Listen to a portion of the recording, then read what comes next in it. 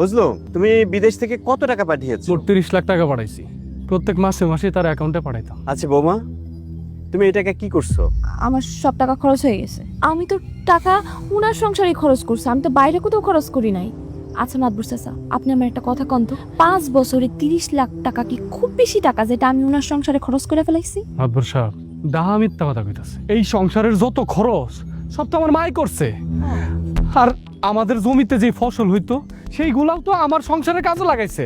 তারে এছাড়াও আমি আলাদা খরচ পাঠাইছি। যখন যেটা চাইছে আমি তারে সেটা দিছি। 30 লাখ টাকা আমি তারে আলাদাভাবে অ্যাকাউন্টে দিছি আমার ঘর করার জন্য, আমার সন্তানের ভবিষ্যতের জন্য। সেই টাকাটা সে নিয়া মাইরা দিছে। এই লোকটারে, এই বদমাশ লোকটারে সবগুলো টাকা দিছে বানবার সাহেব। এর কথা বিশ্বাস করেন না। এই থামেন, যেটা জানেন না সেটা নিয়ে কোনো কথা বলবেন না। আমি টাকা উনারে দিছি মানে কিসের টাকা উনারে দিছি? পুরা টাকা আমি আপনার সংসারের পিছনেই খরচ করছি। আর তাছাড়া আপনার পোলার পিছনে, আপনার মার পিছনে, আপনার বোনের পিছনে, ও সৈদ্য গোষ্ঠীর পিছনে যে সমস্ত টাকা আমি নিঃস্বার্থভাবে খরচ করছি, তখন তো আমি আঙ্গুলের কড়া গুইনা রাখি নাই যে কোন টাকা কোথায় খরচ করছি। আমি যদি কড়া গুইনাই রাখতাম তাহলে তো আমি এখন হিসাব দিতেই পারতাম। আমার কাছে তো কোনো হিসাব নাই। আমি তো সমস্ত টাকা আপনার সংসারে ডাইলা দিছি। বৌমা, কি কইলা? তোমার পোলার পিছনে, আমার পিছনে, এই আমার পিছনে তুমি কি টাকা খরচ করছো? হ্যাঁ, কিভাবে টাকা খরচ করছো? আরে সংসার চালাইছি তো আমি। হ্যাঁ, ধান উঠছে, চারিদিক দিয়ে আমাকে সব ফসল দিয়ে উঠে, আমরা সেইটা দিয়ে সংসার চালাইছি। আমার পোলার টাকা তো আমার সংসারে লাগাই নাই। সব টাকা জমার খুঁতির মধ্যে রাখ, তুমি জমায় জমায় জমায় জমায় তুমি নিয়া বাইজা গেছো। খালি খালি উল্টাপাল্টা কথা কইতেছো। হ্যাঁ, এই শোনেন, আমারে বৌমা ডাকবেন না, আমি কারো বৌমা না। আর আপনি এই কথা বলেন কোন সাহসে? হ্যাঁ, আপনার এত দামি দামি ওষুধ, ফল মূল, চিকিৎসার জন্য সমস্ত খরচ আমি তো উদার মনে করে গেছি। আমি তো আমার কাছে 1 টাকাও রাখি নাই। এখন 5 বছর পরে পোলা আইছে দেখা আপনারা আমার কাছে টাকার হিসাব চাইতেছেন। বাহ, চমৎকার। এই কয় টাকার ওষুধ লাগছে? হ্যাঁ, আমার মায়ের পেছনে কি 30 লাখ টাকার ওষুধ লাগছে? এই দুজনে থামো। এই জীবনে আমি অনেক সালিশ করছি, কিন্তু তোমরা যা বলতেছো এর বিচার আমি কি করবো আমি কিছুই বুঝতেছি না। আচ্ছা বারেক ভাই, আপনার তো মেয়ে, আপনার কিছু বলার আছে? মাহাত্মা স্যার, আমার আর কি বলার থাকবো? আমার মনে হয় এই বিচার সালিশে আমার আসা উচিত হয় নাই। কারণ আমার এরকম একটা মেয়ে কোনো ঘরে যেরকম আর জন্ম না হয়, আমি এইটাই কামনা করি। এতটুকু একটা বাচ্চা, এত বড় সংসার, সুন্দর একটা সংসার রাইখা এই হারুনের সাথে বিয়ে হয়েছে। ওই হারুনের সাথে বিয়ে করলো, একবার ভাবলো না তার সন্তানের কথা, তার বাপের কথা একবার ভাবলো না। এই বিচারে আসার আগে আমার মরণ হওয়া উচিত ছিল। তা আজকে আমার এরকম একটা বিচারের মধ্যে থাকতে হইব। বাপ্পা সাহেব, আপনি যদি অনুমতি দেন তাহলে আমি চলে যাই। হ্যাঁ, আমার এই বিচারে থাকার দরকার নেই। আমি চলে যাই, আপনি আমার অনুমতি দেন। আমার এই বিচারে আমার থাকা লাগবে না। ঠিক আছে বারেক ভাই, আপনি যান।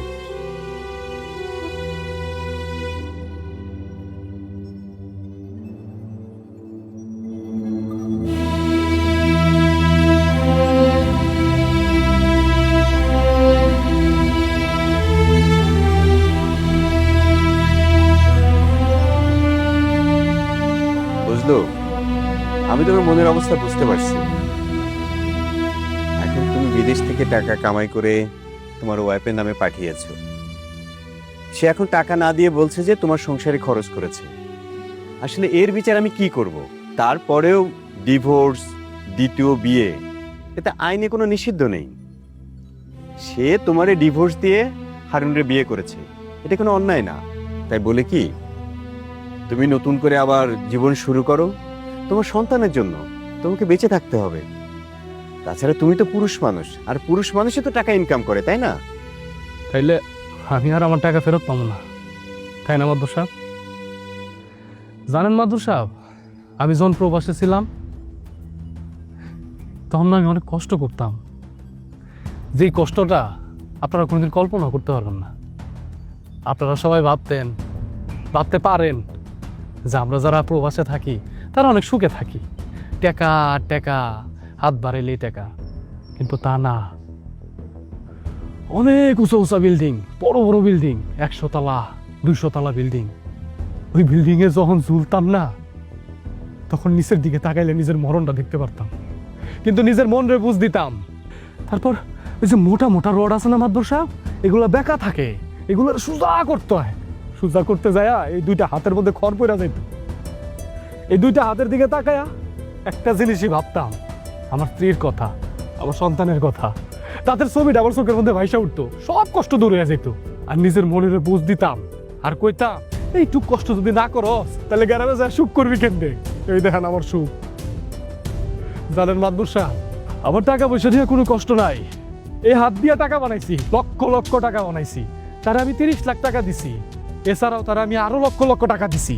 এই টাকা আমি আবার বানাইতে পারবো। আমার কষ্ট, আমার সন্তান, আবার এই নিষ্পাপ সন্তানটার মুখের দিকে তাকায়াও একটাবার তার মায়া হইল না। ঠিক আছে, কোনো সমস্যা নাই, তারা সুখে থাকলে আমি সুখী। আপনার সব বিচার আমি মাইনে নিলাম। দেখো বুঝলো, অনেক প্রবাসী এরকম ভুল করে। এগুলো দেখে তো অনেক শিক্ষা নেওয়া উচিত ছিল, তোমার আরেকটু চালাক হওয়া উচিত ছিল। তা মাদবর সাহেব একই কথা বারবার বলে, কান ঝালাপালা হয়ে গেছে। আপনি তো আপনার রায় দিয়েই দিছেন না? তাহলে কি আমরা যাইতে পারি নাকি? ঠিক আছে, যাও। চলো। মা, জীবনেও সুখ হইব না।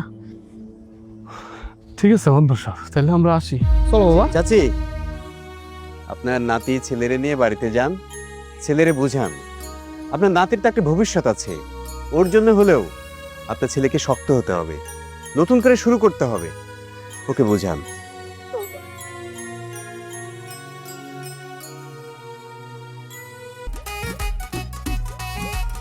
খাও। ও মাই বেবি, তোমাকে তো লাগছে হেভি। তুমি এত দূরে কেন? কাম টু মাই সাইড, তুমি কাছে আসলে আমি সুখ।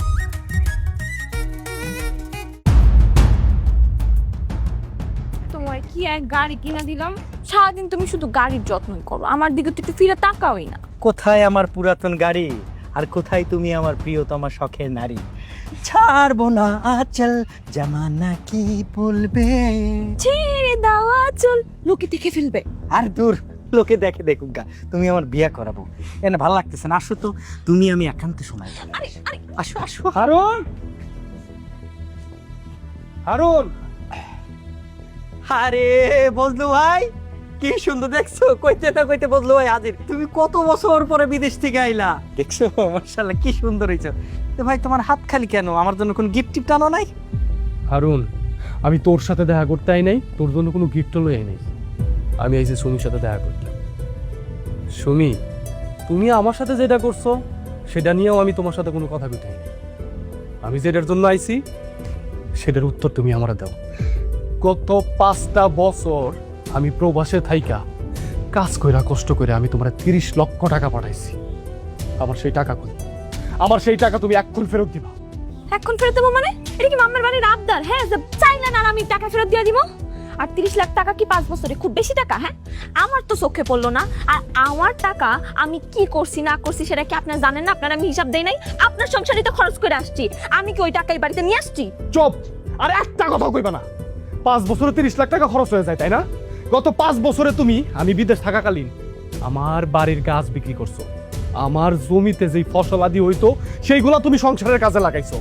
এক্সট্রা কোনো খরচও তোমার হয় নাই। যাজ্ঞা, আমার অত কথা কইয়া তোমার লগে লাভ নাই। আমার কষ্টের টাকা, আমার টাকাগুলো তুমি ফেরত দাও। আপনি কি আমার কথা বোঝেন না? আপনারা যে আমি কইতেছি টাকা আমার কাছে নাই, আমি কি টাকা বানায় দিমু? হ্যাঁ, 5টা বছর পরে আপনি আইছেন আমার কাছে টাকার হিসাব নিতে। আমি তো ভাই অবাক হয়ে যাইতেছি। আচ্ছা, সংসারটা কি হাওয়ার উপরে দিয়া চলছে? হ্যাঁ, আপনার মার ওষুধের খরচ, আপনার মার এই খরচ, আপনার পোলার খরচ, আপনার বোনের খরচ, এই সব কিছু খরচ করার পরবর্তীতে টাকা কয় টাকা থাকে? হ্যাঁ, আমার কাছে কোনো টাকা নেই।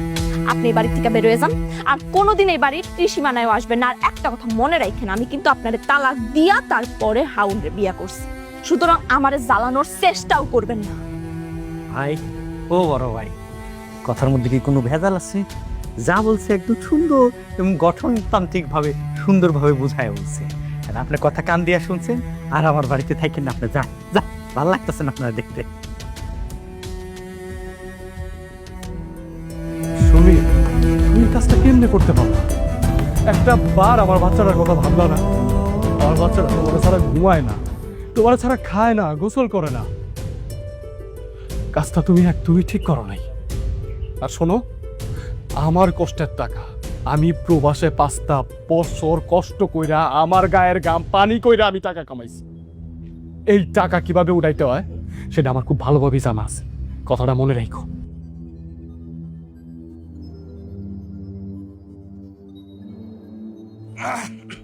শোনা, এদিকে তাকাও। শোন, আরে পাগল ছাগল কি না বলে, তুমি তো আমাকে দিছো মাত্র 15 লাখ টাকা, তোমার অ্যাকাউন্টে তো 30 লাখ টাকা, আর 15 লাখ টাকা কই? 15 লাখ টাকা আমার মাথায়, 5 লাখ টাকা ওর সংসারে আমার খরচ হয়ে গেছে, আর বাকি 10 লাখ আছে, ও 10 লাখ আমি তোমার নামে দিয়ে দিব। এসব জয় ঝামেলা আমি আমার সাথে রাখতে চাই।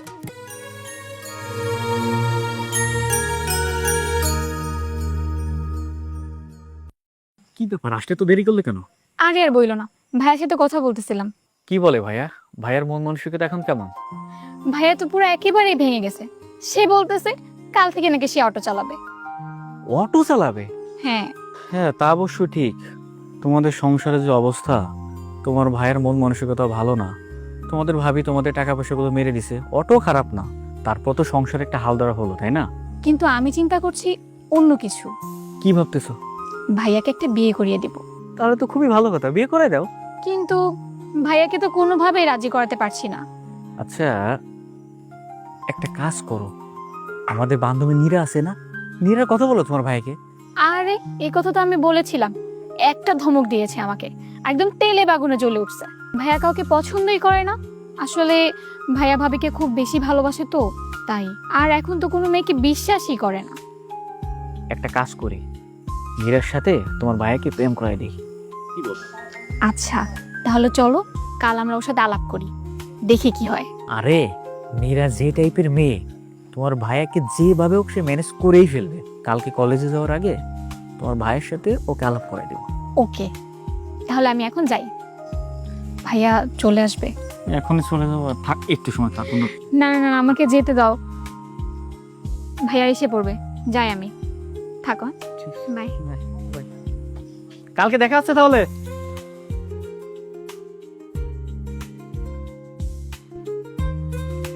দেখ বাজান, মানুষের জীবন না অনেক লম্বা, আর এই ধরনের ঘটনাটা ঘটেই মানুষের জীবনে। তাই আমি কই কি, তুই জীবনটা নতুন করে শুরু কর, তুই একটা বিয়া কর। হ ভাইজান, আমার একটা বান্ধবী আছে নীরা, ও তোমারে খুব পছন্দ করে।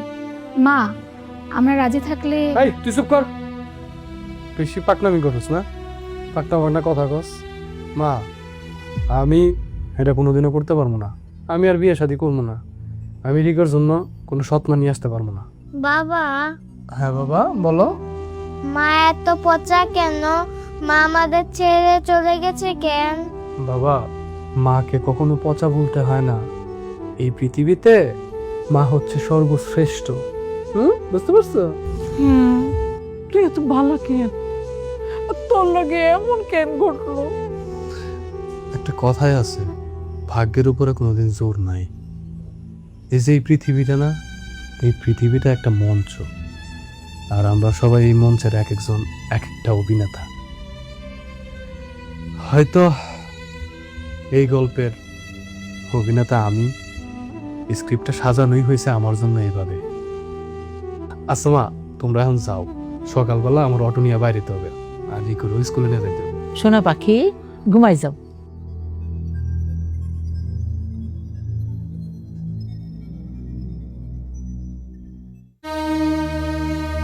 মনটা ভালো নাই বুঝছো, এতগুলা বছর তোমার ছাড়া বিদেশ থাকতেই।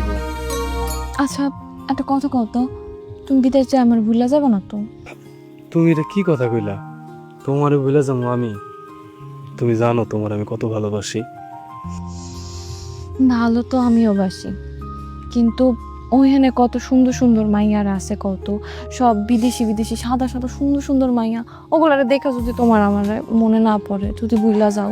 তোর বোকা, শোনো, তুমি আমার একমাত্র ভালোবাসা। তোমারে ভোলা মানে নিজেরা ভুলে যাওয়া।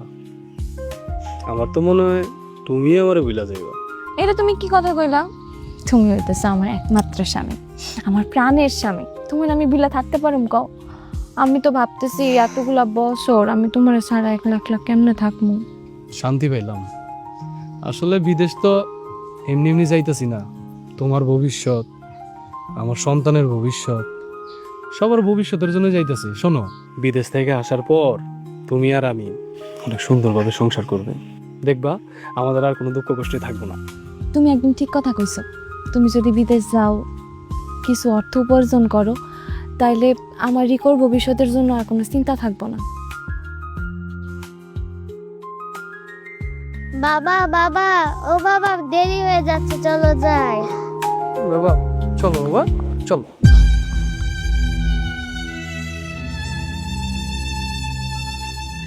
খবরদার, তুই এই বাড়িতে আইসস কি লেগা?